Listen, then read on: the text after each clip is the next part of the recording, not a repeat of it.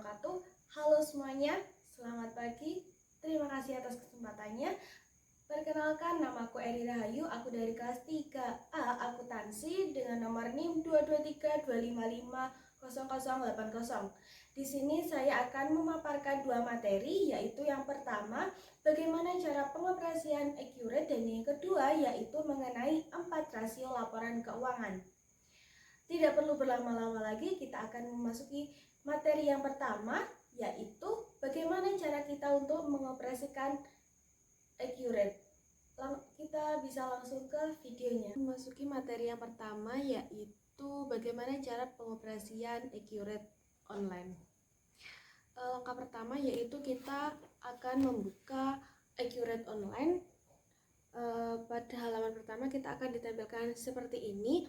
Yang harus kita lakukan yang pertama yaitu kita klik tambah menu plus ini. Itu CV ID Mitra. Untuk bidang usahanya yaitu orders.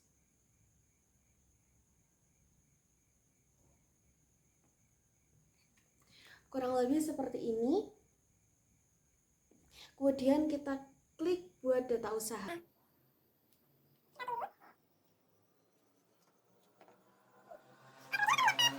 Data usaha telah berhasil dibuat. Kemudian kita klik lanjutkan. Kemudian Accurate Online akan membuka database atas perusahaan yang telah saya buat. Setelah semua terisi, kita bisa klik selanjutnya. Ini tombol biru. Selanjutnya kita akan dihadirkan dengan pilihan layanan pembukaan. Ini kita cukup memilih menu Accurate Online. Kemudian kita klik selanjutnya. Ini terdapat pilihan centang atau tidak. Kita bisa sesuai dengan kebutuhan. untuk saat ini saya tidak mencentangnya. Selesai. Setelah itu kita akan dihadirkan dengan persiapan data perusahaan. Kita harus mengisi semuanya ini. Kita harus mengisi daftar akun, barang dan jasa, pelanggan, dan juga pemasok. Namun sebelum itu kita harus mengatur di bagian fitur ini. Kita pilih gambar gedung. Mohon maaf, kita pilih di pengaturan. Kita pilih preferensi. Harus menyeting Accurate Online ini di menu fitur sesuai dengan kebijakan perusahaan. Setelah menu preferensi kita isi sesuai dengan kebijakan perusahaan, tahap selanjutnya yaitu kita akan mengimpor untuk daftar akun, nama pelanggan, nama barang, dan juga yang lain-lain dari Excel. Yang pertama kita buka ini, menu persiapan data perusahaan. Yang pertama kita akan mengimpor barang dan jasa. Pada menu barang dan jasa, kita klik import data. Kemudian kita cari file kita ada di mana. Sesuaikan dengan file dari masing-masing teman-teman ya, ada di mana. Selanjutnya kita klik open. Selanjutnya kita bisa langsung unggahnya.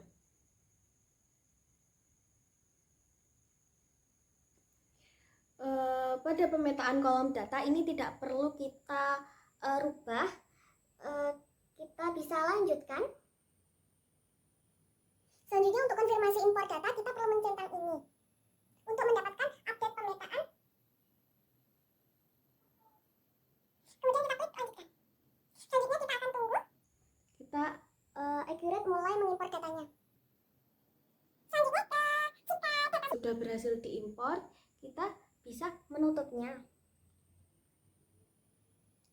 Kurang lebih untuk mengimpor barang, kemudian pemasok, nama pelanggan, aset tetap, itu kurang lebih caranya sama. Selanjutnya kita akan memasuki contoh transaksi. Di sini saya akan mencontohkan 3 transaksi. Yang pertama yaitu perusahaan membuat penawaran kepada si Pianika Pintu, yaitu pintu kayu sebanyak 20 unit dan juga kusen sebanyak 20 unit. Langkah pertama yang harus kita pilih yaitu yang pertama kita pilih penjualan. Kita pilih menu penjualan. Kemudian di sini terdapat sebagai sesuai menu disediakan, kita akan memilih penawaran penjualan karena kita masih dalam tahap menawarkan jualan kita kepada pembeli atau pelanggan. Kita klik penawaran penjualan. Setelah itu yang bagian di pesan ini kita isi dengan CV Aneka Pintu karena kita akan menawarkan barang kita kepada CV Aneka Pintu. Selanjutnya untuk tanggal transaksinya, transaksi ini terjadi pada tanggal 3 Januari. Kita akan mengisinya sesuai dengan yang ada di perintah soal. Sandika 01/2024. Yang selanjutnya yaitu kita akan mengisi untuk barang apa saja yang akan kita tawarkan kepada pelanggan. Yang pertama yaitu pintu kayu. Kita cari barangnya. Kemudian nanti akan dikatakan seperti ini rincian barangnya. kita isi kuantitasnya yaitu sebanyak 20 dan juga untuk harganya yaitu 750. Kemudian kita klik lanjut. Kemudian nanti akan di sini yang satu lagi yaitu ada kusen kayu. Kita Masukkan barang kusen kayu. Untuk caranya, langkahnya juga sama, yaitu kita akan memasukkan 20 unit kusen kayu. Untuk harganya yaitu kita isi 480.000. Kemudian kurang lebih seperti ini. Selanjutnya terdapat info yaitu pemesanan sebelum tanggal 8 Januari akan mendapatkan diskon 8%. Di sini terdapat kolom diskon. Nah, di bawah ini terdapat kolom diskon. Kita tidak perlu mengisinya terlebih dahulu karena pelanggan belum memesan. Kita masih dalam tahap menawarkan barang kita kepada pelanggan, jadi tidak perlu mengisinya terlebih dahulu. Selanjutnya kita bisa langsung simpan. Untuk yang disimpan kita pilih kotak warna biru ini. Kita klik. Setelah tersimpan, kita akan memasuki transaksi yang kedua. Baik, karena tadi perusahaan telah menawarkan barangnya kepada pelanggan, untuk kasus kali ini yaitu perusahaan akan memesan kepada pemasok. Yang selanjutnya yaitu perusahaan membuat PO kepada PT Sami Lestari yaitu engsel premium sebanyak 50 unit dengan harga 62.600. Kita akan memilih menu pembelian. Ini keranjang. Kemudian kita pilih pesanan karena kita akan memesan kepada PT Sami Lestari. Kemudian untuk pemasok kita isi yaitu PT Sami Lestari. Kemudian yaitu untuk tanggalnya kita isi tanggal 10 Januari.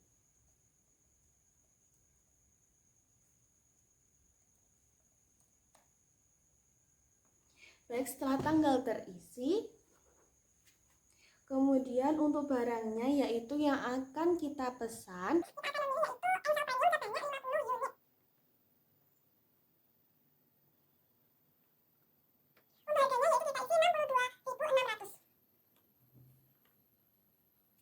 Setelah semuanya terisi, untuk rincian barangnya kita bisa langsung klik lanjutkan yang ada di sini. Kali ini kita akan memesan hanya satu barang yaitu engsel premium. Setelah terisi, Kita bisa klik simpan.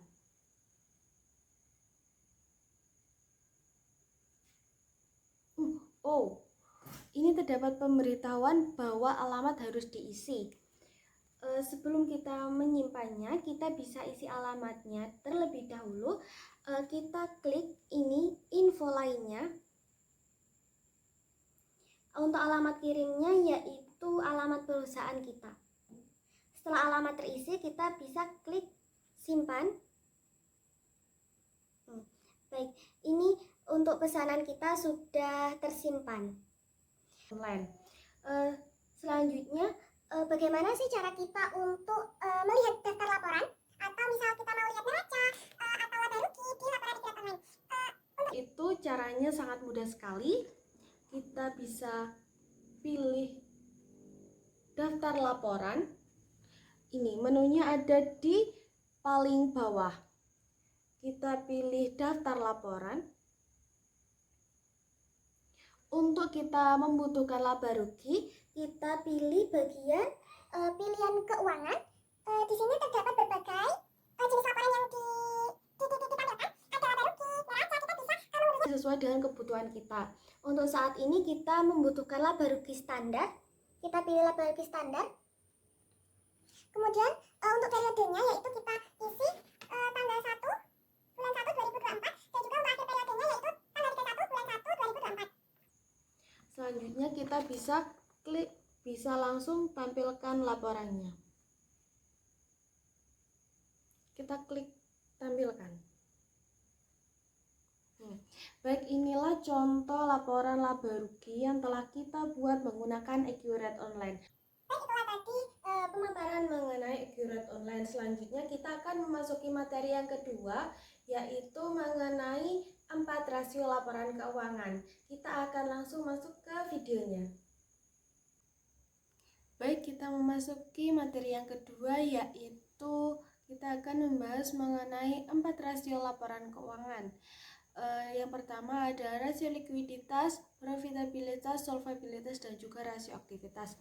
Yang pertama saya akan menjelaskan rasio likuiditas. Salah satu contohnya yaitu current ratio, di mana untuk rumusnya yaitu aktiva lancar dibagi dengan hutang lancar. Dalam kasus yang saya kerjakan ini menghasilkan nilai 6,24 di mana hal ini menunjukkan bahwa perusahaan dalam keadaan sehat karena nilainya lebih dari 1.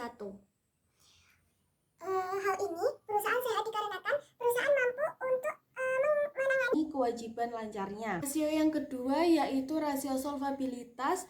Dengan saya mengambil contoh satu yaitu debt to equity ratio.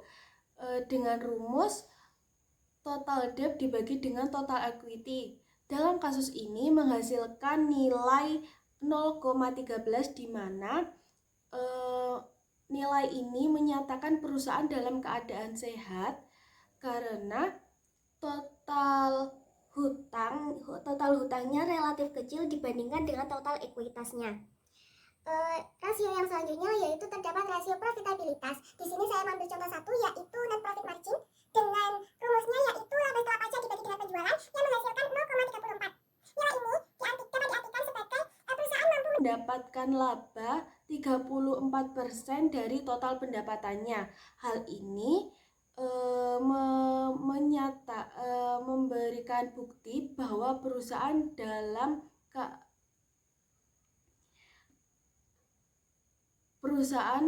menghasilkan labanya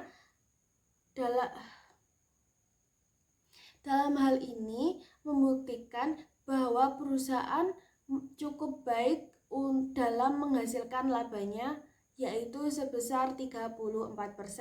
Rasio yang selanjutnya yaitu rasio aktivitas dengan rumus yaitu penjualan dibagi dengan total aktiva. Dalam kasus yang saya kerjakan menghasilkan nilai 0,04 yang berarti nilai ini cukup rendah karena perusahaan tidak bisa memanfaatkan asetnya dengan baik untuk menghasilkan penjualan. Dalam artian lain, perusahaan tidak secara optimal memanfaatkan aset yang dimilikinya. Baik, yang selanjutnya saya akan menjelaskan mengenai data keuangan mingguan CV Adimitra yang telah saya kerjakan. Untuk tabelnya sendiri, tabel pendapatan, pengeluaran, dan juga laba, ini nanti akan ditampilkan di Excel juga.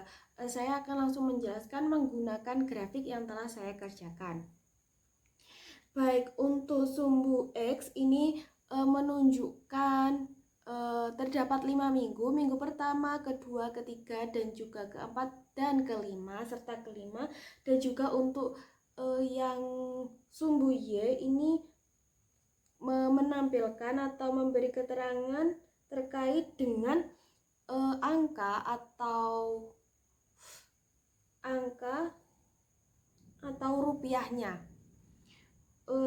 Di sini terdapat 3 garis. Yang pertama yang berwarna biru menyatakan pendapatan, yang warna oranye menyatakan pengeluaran, dan juga warna putih ini memberikan arti untuk menunjukkan naik turunnya laba.